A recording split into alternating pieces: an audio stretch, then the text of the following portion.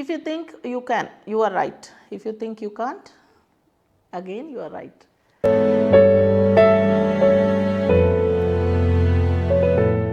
നമുക്കൊരു കാര്യം ചെയ്യാൻ പറ്റും എന്ന് ചിന്തിക്കുന്നുണ്ടെങ്കിൽ ശരിയാണ്, ചെയ്യാൻ പറ്റുന്നില്ല എന്ന് ചിന്തിക്കുന്നുണ്ടെങ്കിൽ അതും കറക്റ്റാണ്. ജെഫ് കെല്ലറിൻ്റെ ആറ്റിറ്റ്യൂഡ് ഇസ് എവറിത്തിങ് എന്ന് പറയുന്ന ബുക്കിലെ വരികളാണിത്. ജെഫ് കെല്ലർ എന്ന ഓഥർ ഒരു ലോയറായിരുന്നു. അത് കഴിഞ്ഞിട്ട് ഡെയിലി ഉള്ള ജോബിലൊക്കെ ഇങ്ങനെ മൊണോട്ടണസ് ജോബ്, എങ്ങനെയെങ്കിലും ഇതിനകത്തൊക്കെ മാറണം, പാഷൻ പ്രൊഫഷനാക്കണം എന്ന് ചിന്തിച്ച് അതിനുവേണ്ടി ഒത്തിരി നാൾ കഷ്ടപ്പെട്ട ഒരു മോട്ടിവേഷണൽ സ്പീക്കറും പോസിറ്റീവ് സൈക്കോളജിയൊക്കെ ഹാൻഡിൽ ചെയ്യുന്ന ഒരാളാണ് ഇപ്പോൾ ജെഫ് കെല്ലർ. ഇദ്ദേഹം മാത്രമല്ല 14 ഇയേഴ്സ് സക്സസ്ഫുൾ ആയവരെയും അങ്ങനെ ആകാൻ സാധിക്കാത്തവരും തമ്മിലുള്ള ഡിഫറൻസ് ഒക്കെ പഠിച്ചതിന് ശേഷമാണ് ഈ ആറ്റിറ്റ്യൂഡ് ഇസ് എവറിത്തിങ് എന്ന് പറയുന്ന ഒരു പുസ്തകം എഴുതുന്നത്. ഇതിൽ മെയിനായിട്ടും 3 ഭാഗമായിട്ടാണ് ഈ ബുക്ക് പോകുന്നത്. ഒന്ന് നമ്മുടെ തോട്ട്സിനെ പറ്റിയിട്ട്, പിന്നെ നമ്മളെ തോട്ട്സ് നമ്മൾ വാക്കുകളിൽ പറഞ്ഞുകൊണ്ടിരിക്കുന്നതിൻ്റെ നമ്മുടെ ലൈഫിലുണ്ടാകുന്ന എഫക്റ്റും, അത് കഴിഞ്ഞ് നമ്മൾ ആ വാക്കുകൾക്ക് അനുസരിച്ച് എടുക്കുന്ന ആക്ഷൻസിൻ്റെ എഫക്റ്റ്. ഇങ്ങനെ 3 പാർട്ടായിട്ടാണ് ഈ ഒരു പുസ്തകം പോകുന്നത്. ചെറിയൊരു ബുക്കാണ്, 125 പേജോളമുള്ളൊരു പുസ്തകം.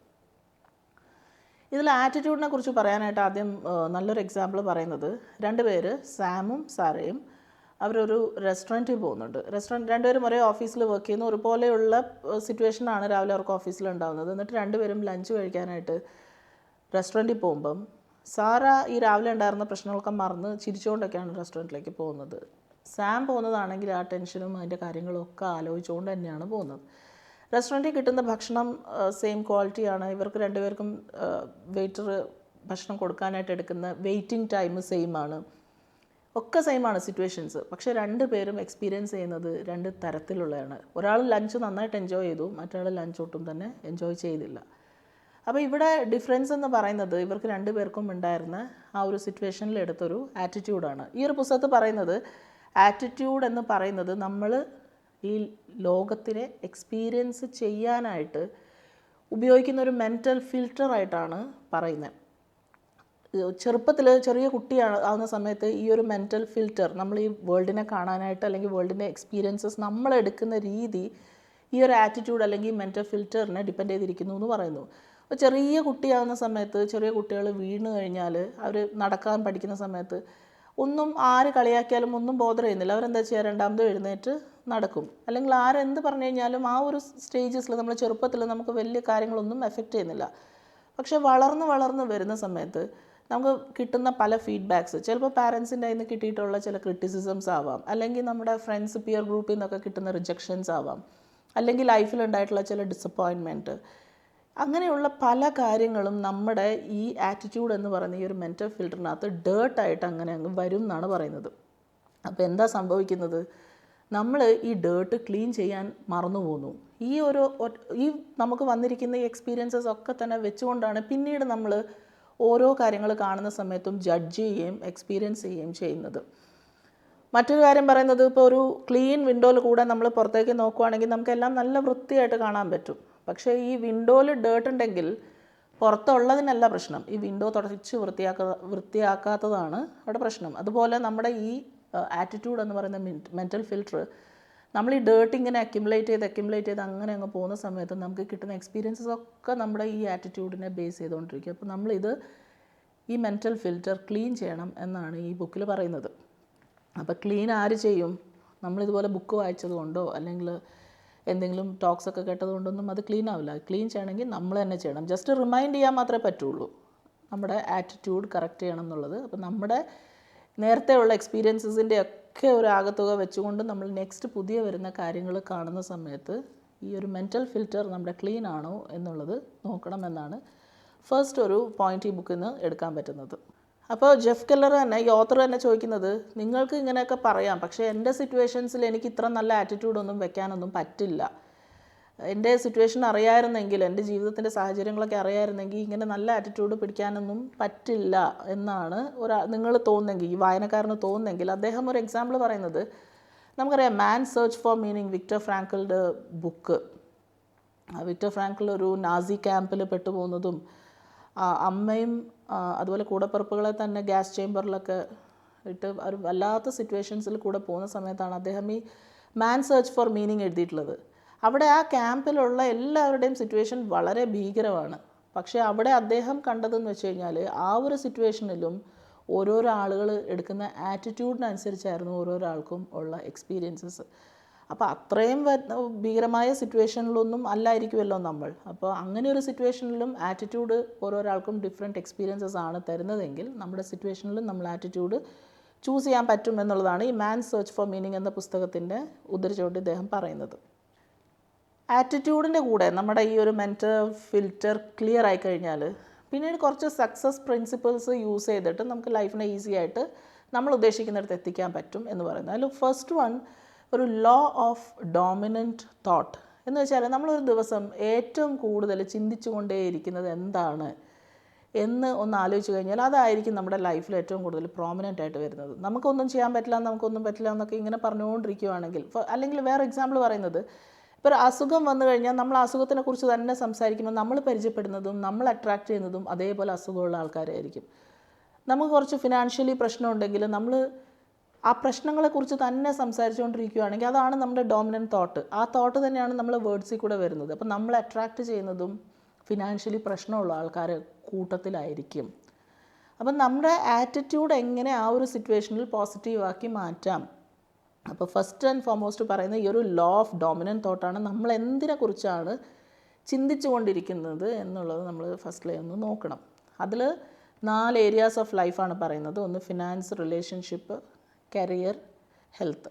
അപ്പോൾ ഈ 4 മേഖലകളിലും നമ്മൾ എന്താണ് ഏറ്റവും കൂടുതൽ ചിന്തിച്ചു കൊണ്ടിരിക്കുന്നത് അതിനെക്കുറിച്ചൊന്ന് അറിഞ്ഞ് അതിനനുസരിച്ച് നമ്മൾ പോസിറ്റീവാക്കി ആ തോട്ട്സിനെ മാറ്റുക എന്നുള്ളതാണ് ഫസ്റ്റ് സൊല്യൂഷൻ.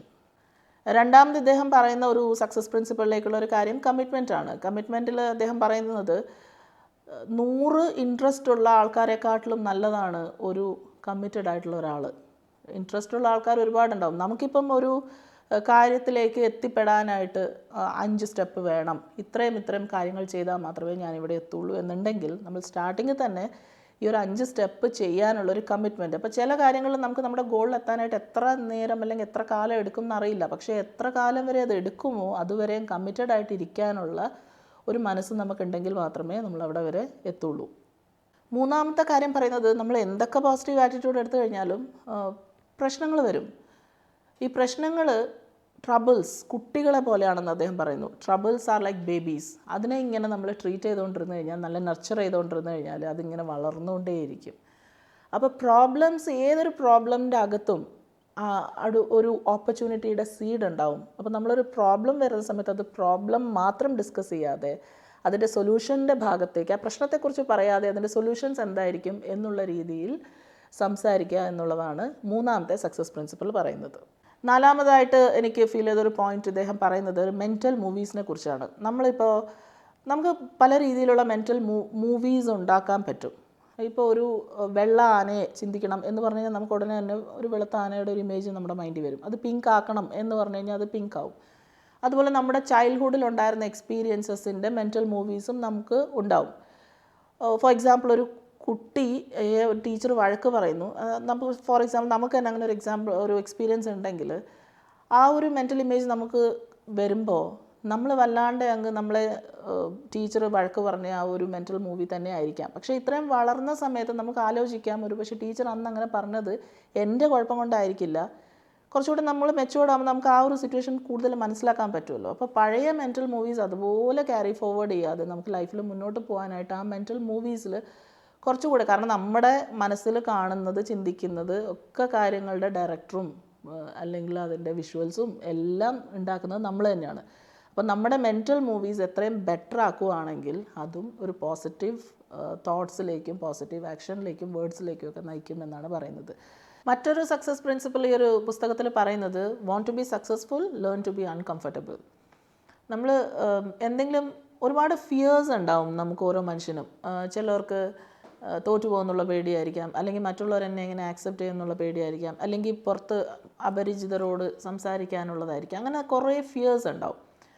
അപ്പോൾ ഈ പുസ്തകത്തിൽ പറയുന്നത്, ഫോർ എക്സാമ്പിൾ, ഒരാൾക്ക് പബ്ലിക് സ്പീക്കിങ്ങിന് ഒരു അവസരം വരുന്നു. അയാൾക്ക് ശരിക്കും ആത്മാർത്ഥമായിട്ട് അയാളുടെ ഒപ്പീനിയൻ വോയിസ് ഔട്ട് ചെയ്യണം എന്നുള്ള ആഗ്രഹമുണ്ട്. പക്ഷേ ഒരുപാട് പേരുടെ മുന്നിൽ നിന്ന് സംസാരിക്കാനായിട്ട് പേടിയാണ്. അപ്പോൾ അദ്ദേഹം എന്ത് പറയും? ഇല്ല, ഞാനിപ്പോൾ സംസാരിക്കുന്നില്ല എന്ന് പറയുന്നു, മാറുന്നു. അപ്പോൾ ഈ പുസ്തകത്തിൽ പറയുന്നത്, അങ്ങനെ മാറുമ്പം തൽക്കാലം ഒരു ആൻസൈറ്റി ഒക്കെ ഒരു ആ ഒരു ടെൻഷനൊക്കെ ഒരു സമാധാനം ഉണ്ടെങ്കിലും actually you are A loser. കാരണം നിങ്ങൾക്ക് അൺകംഫർട്ടബിൾ ആയ എന്നാൽ നിങ്ങൾക്ക് ചെയ്യണം എന്ന് ആഗ്രഹമുള്ളൊരു സിറ്റുവേഷന് നിങ്ങൾ ബാക്ക് ഔട്ട് ചെയ്യാണ്. അവിടെ ഒരു താൽക്കാലികമായിട്ട് രക്ഷപ്പെട്ടു എങ്കിലും, അല്ലെങ്കിൽ ശരിക്കും പറഞ്ഞാൽ അവിടെ പോയി നിന്ന് ഒന്ന് സംസാരിച്ചൊക്കെ തെറ്റിപ്പോയിട്ടുണ്ടാവും. അങ്ങനെയാണ് പല സ്പീക്കേഴ്സും ഉണ്ടാകുന്നത്. അപ്പോൾ ഒന്ന് സംസാരിക്കാൻ ശ്രമിച്ചിരുന്നെങ്കിൽ, ബാക്കിയൊക്കെ തെറ്റായിരുന്നെങ്കിലും നിങ്ങൾ ശ്രമിച്ചിരുന്നെങ്കിൽ നിങ്ങൾ വിന്നറാണ്. ഇല്ലെങ്കിൽ ഇതുപോലെ ഓരോ ലൈഫ് സിറ്റുവേഷനിൽ വരുമ്പം ബാക്ക് ഔട്ട് ചെയ്ത് പോകുമ്പം നമ്മുടെ ഉള്ളിലുള്ള നമുക്ക് തന്നെയുള്ള ഒരു സെൽഫ് എസ്റ്റീം ലോവറായി പോവുകയാണ് ചെയ്യുന്നത്. അപ്പോൾ താൽക്കാലികമായിട്ട് രക്ഷപ്പെട്ടു എന്നുള്ളത് മാത്രമേ അവിടെ ഉള്ളൂ, അത് സക്സസ്സിലേക്ക് എത്തുന്നില്ല എന്നുള്ളതാണ് വേറൊരു പ്രിൻസിപ്പിൾ. പിന്നെ നെറ്റ്വർക്കിങ്ങിനെ കുറിച്ച് പറയുന്നു, നമ്മൾ കഴിയുന്നതും നമുക്ക് ആവശ്യമുള്ള കാര്യങ്ങളെക്കുറിച്ച് തന്നെ സംസാരിച്ചുകൊണ്ടിരിക്കുമ്പോൾ നമ്മൾ അതുപോലെയുള്ള ആൾക്കാരെ പരിചയപ്പെടുകയും അതുപോലെ നമ്മുടെ നെറ്റ്വർക്കിംഗ് വലുതാവുകയും ഒപ്പം തന്നെ നമുക്ക് എവിടെ എത്തണോ ആ ഒരു സ്ഥലത്തേക്ക് നമ്മൾ എത്തിപ്പെടാനായിട്ട് ഈ നെറ്റ്വർക്കിംഗ് ഒരുപാട് ഹെൽപ്പ് ചെയ്യും എന്നുള്ളതുമാണ് വേറൊരു സക്സസ് പ്രിൻസിപ്പിൾ ഈ പുസ്തകത്തിൽ പറയുന്നത്. അപ്പോൾ ഏറ്റവും കൂടുതൽ നമ്മുടെ ആറ്റിറ്റ്യൂഡിൻ്റെ ആ ഒരു മെൻറ്റൽ ഫിൽറ്റർ ക്ലിയർ ആക്കുക, അത് കഴിഞ്ഞ് ഈ കാര്യങ്ങളൊക്കെ ചെയ്യുക. അതുപോലെ തന്നെ പോസിറ്റീവ് സൈക്കോളജിയിൽ പറയുന്നത് നമുക്ക് എന്തെങ്കിലും ഒരു കാര്യം ഒരു സ്ഥലത്ത് എത്തണം, ഒരു ദിവസം 5 മിനിറ്റൊക്കെ അതിനെക്കുറിച്ച് ആലോചിച്ചിട്ട് ബാക്കി സമയമൊന്നും അതിനെക്കുറിച്ച് ചിന്തിക്കാതൊക്കെ ഇരുന്ന് കഴിഞ്ഞാലൊന്നും ഇത് നടക്കില്ല. നമ്മുടെ പൂർണ്ണമായിട്ടുള്ള ഫോക്കസ് നമുക്ക് എവിടെയാണോ എത്തേണ്ടത് അവിടെ ചിന്തിച്ചുകൊണ്ടിരുന്ന് കഴിഞ്ഞാൽ ബാക്കി നമ്മുടെ ലൈഫും നമ്മുടെ ആക്ഷൻസും നമ്മുടെ തോട്ട്സും നമ്മുടെ വേർഡ്സും ഒക്കെ അതുമായിട്ട് അലൈൻ ചെയ്ത് നിങ്ങൾക്ക് എത്തേണ്ട സ്ഥലത്ത് എത്താം എന്നുള്ളതാണ് ജെഫ് കെല്ലറിൻ്റെ ആറ്റിറ്റ്യൂഡ് ഈസ് എവറിത്തിങ് എന്ന ബുക്കിൻ്റെ ഒരു സമ്മറി. അപ്പോൾ വീണ്ടും മറ്റൊരു പുസ്തകമായിട്ട് കാർട്ടൂൺ ടോക്സിൽ കാണാം. ഏതെങ്കിലുമൊക്കെ ബുക്ക് ഉണ്ടെങ്കിൽ സജഷൻസ് പറയുവാണെങ്കിൽ ഞാനത് വായിച്ചിട്ട് അതുപോലെ പറയാനായിട്ട് ശ്രമിക്കാം.